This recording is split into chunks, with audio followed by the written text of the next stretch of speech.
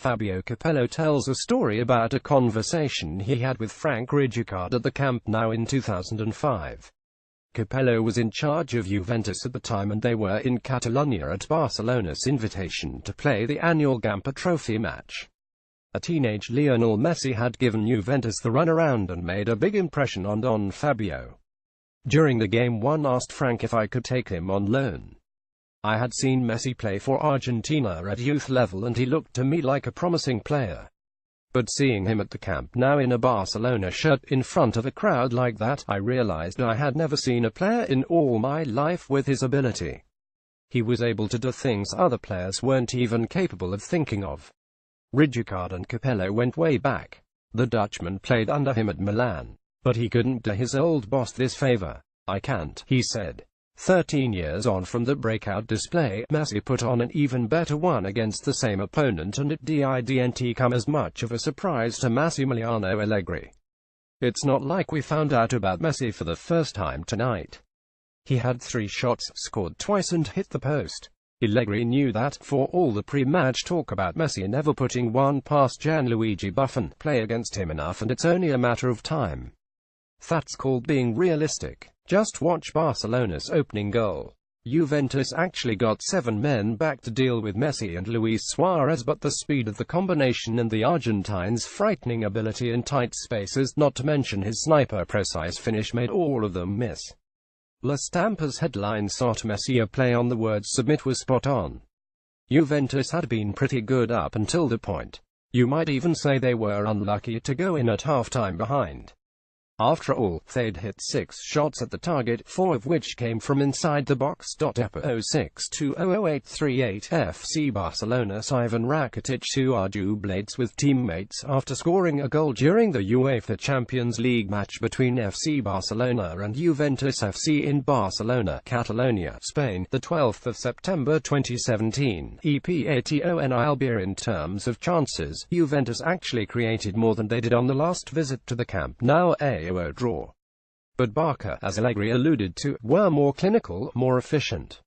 It took you back to what Juventus president Andrea Agnelli said immediately after the Champions League final in June. The Bianconeri need to be più cattivo, more ruthless, and show their opponent no mercy.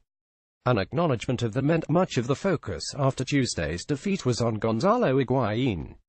Juventus broke the Serie A transfer record to sign him last summer, and at €90 million he remains the most expensive centre-forward the game has ever seen. A big-game player in Italy, Higuaín does not have that reputation in the Champions League or for his country for that matter. In 14 games against Barca, Bayern Munich, Manchester United, Real Madrid, Manchester City and Liverpool, the 29-year-old has never scored, and his goals against Monaco in last year's semi-final were his first in the knockout stages in 4 years, a caveat being Napoli never got out of the group in the 3 he spent at the San Paolo. The tension games like these provoking him seem to get the better of Higuaín, as the crowd at the Camp Nou saw when he raised his middle finger to them while being substituted. Allegri didn't exactly shy away from pointing it out either. Gonzalo has got to be more serene when he plays in these occasions. Instead of keeping his head down, he shakes his head. He shouldn't. Gonzalo's got great ability, but he must improve in this regard. Argentina coach Jorge Sampaoli presumably won't be persuaded to change his mind and recall Higuaín to his squad on that showing. Former Juventus striker Fabrizio Ravanelli thought the snub played on Higuaín's mind against Chievo at the weekend and again in Barcelona on Tuesday, and offers another explanation, in addition to a frustrating lack of service, for his irritability. Sampaoli's decision has damaged him on a mental level. His teammate Paulo Dybala fared little better, fluffing one counter-attack and blasting a chance to equalize over the bar just after the interval. Man of the match in every Juventus game up until the trip to Catalonia, there is a sense that Dybala has been covering up for imbalances in the team and the rustiness of some teammates who are still yet to get up to speed. Photo by Manuel Queimadelos. Getty Images. Is in Cardiff, Juventus faded in the second half and Barca, led by Messi, outclassed them. Perhaps the ghosts of that night have not yet been laid to rest, although Allegri's changes didn't help. As against Real in June, once the second goal went in, Juventus seemed to lose belief and, in this case, even interest. Allegri drew some criticism before the game for sending the wrong message to the players by downplaying the significance of the first European outing of the campaign. It was only a group stage game, not a knockout tie, and besides, Juventus reached the final in 2015 after finishing runners-up in the group behind Atletico Madrid.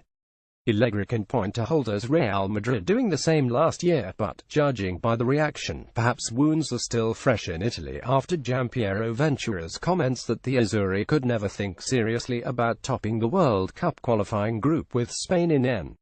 The parallels here are by no means exact, even if it's the second time in 10 days an Italian side has visited this part of the world and returned home with a 30 beating. Allegri no doubt remembers that the last time Juventus qualified as runners-up, they drew Bayern Munich in the round of 16. Although given how close they came to knocking them out at the Allianz Arena, maybe his point about there being little difference between finishing first and second still stands. Juventus are still figuring things out post-Leonardo Bonucci, post-Dani Alves. Just as they spent the first months of 201,516 working out how to play without Andrea Pirlo, Carlos Tevez and Arturo Vidal. Every year is different, Allegri says. Juventus start with one formation and finish playing another. It wasn't until January that the team found balance last season, and you get the feeling this game came too soon for them. 6 members of the side that beat Barca 30 in Turin in April were missing on Tuesday, and the injuries to new signings, Benedict Hervidus, as well as Giorgio Chiellini, Claudio Marchisio, Sami Khedira and Mario Mandzukic, not to mention the suspension of Juan Cuadrado didn't help matters. It meant Rodrigo Bentancur and Matteo De Sciglio, who didn't take long to join the casualty list, made the first starts for Juventus at the Camp Nou. No need for an overreaction then, even if there is a sense that this Juventus team is losing its religion, tilting the balance more towards scoring one more than their opponents rather than conceding one fewer. The old lady will get better. For now, though, she remains a work in progress.